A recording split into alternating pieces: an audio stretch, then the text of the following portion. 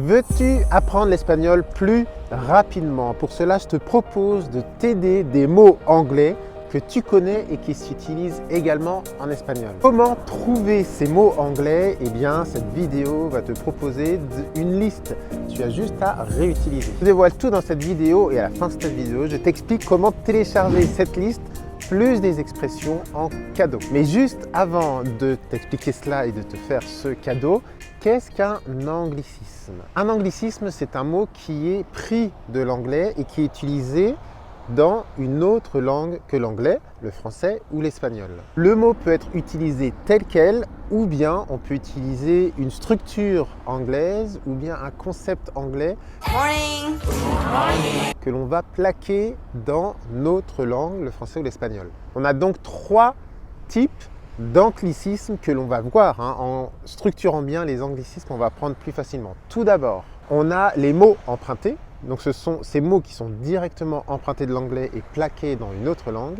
On a également les calques, c'est quand on traduit une expression anglaise dans une autre langue. Puis on a l'hybridation, c'est quand on utilise des termes, une structure anglaise et on la mélange un peu avec l'autre langue.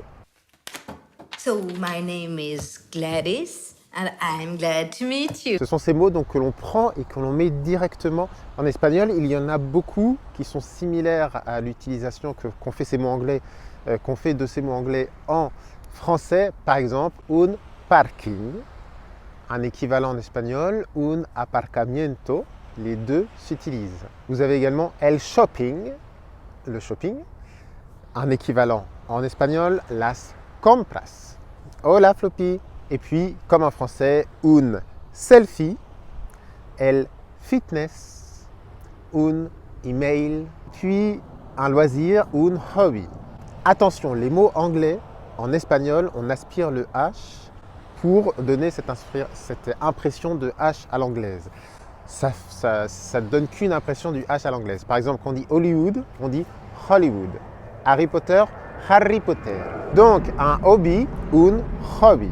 On passe maintenant au calque. C'est quand on prend un mot anglais ou une structure anglaise et on la traduit à l'espagnol.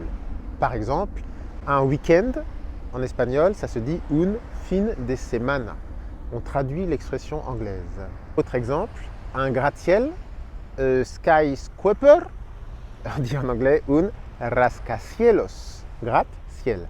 Rascacielos. Un autre que j'adore, et d'ailleurs Floppy est en train de se faire la malle tranquillement, un hot dog, on l'a traduit en anglais. Un hot dog, ça se dit un perrito caliente, un petit chien chaud.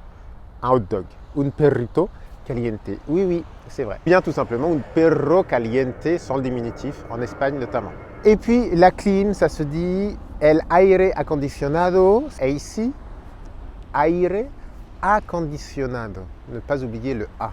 Et puis on termine avec la troisième section, l'hybridation. Ce sont ces mots anglais que l'on prend en espagnol et qu'on transforme un peu, on leur donne une Spanish touch, une touche à l'espagnol.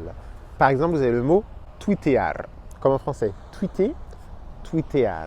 Vous avez également chatter, chattear, googliser, googlear et taguer, taguear. Est-ce que ces anglicismes t'ont plu? And don't try to play au petit con avec moi. Tu vois, cette liste de mots, elle est facile à apprendre parce que soit on utilise ces mêmes mots en anglais en français, ou soit on comprend la transformation, par exemple chattear, et on les apprend beaucoup plus facilement. Alors pour te faire un cadeau, pour te permettre de parler espagnol plus facilement de manière fun, je te mets juste en dessous, dans le descriptif de cette vidéo, ce PDF. Dans ce PDF, tu as les anglicismes que je t'ai donnés. Tu en as d'autres, je vais te rajouter des anglicismes pour apprendre plus facilement. Et puis, je te donne des petites expressions avec des anglicismes juste dans la description de la vidéo. C'est cadeau, c'est gratuit, c'est juste en dessous, c'est pour te permettre d'apprendre l'espagnol plus facilement. Et maintenant, on passe au devoir du jour. Don't fuck with me, Blur. Le devoir est super facile. S'il te plaît, dans les commentaires, peux-tu me donner une phrase en espagnol avec un anglicisme? Si tu es grand débutant, tout simplement, donne-moi les anglicismes qui t'ont marqué. C'est en écrivant qu'on apprend, c'est en pratiquant qu'on apprend. Je te laisse le faire juste en dessous. Bon, eh bien, c'est parti. Vous voyez, Floppy s'est couché. Je ne sais pas si vous savez pourquoi il est couché. En fait, il s'apprête à attaquer des pigeons qui sont juste de l'autre côté. Donc, je vais manger du pigeon à midi. Et moi, je vous fais… Petit, les pigeons sont là. Et moi, je vous fais… Floppy, non, ouais? Non, on laisse les pigeons. Et je vous fais un petit cadeau. Alors, premier petit cadeau que Floppy m'a fait, c'est un trou que je vais reboucher. Et puis, autre cadeau, ce petit lever de soleil. Hasta, Floppy está loco. Floppy, ven aquí. Hasta luego, que os vaya todo bien. Et bien sûr, comme d'habitude, si cette vidéo t'a plu, tu peux faire un like. Si tu veux t'abonner à la chaîne YouTube pour parler espagnol rapidement, n'hésite surtout pas. Si cette vidéo t'a semblé utile, tu peux la partager à des amis, n'hésitez pas. Et puis moi, je te laisse avec la mer, le lever de soleil et tu vas avoir des propositions de vidéos. N'hésite pas à continuer à apprendre y a practicar. Que te vaya todo bien. Adiós, amigos. Ciao.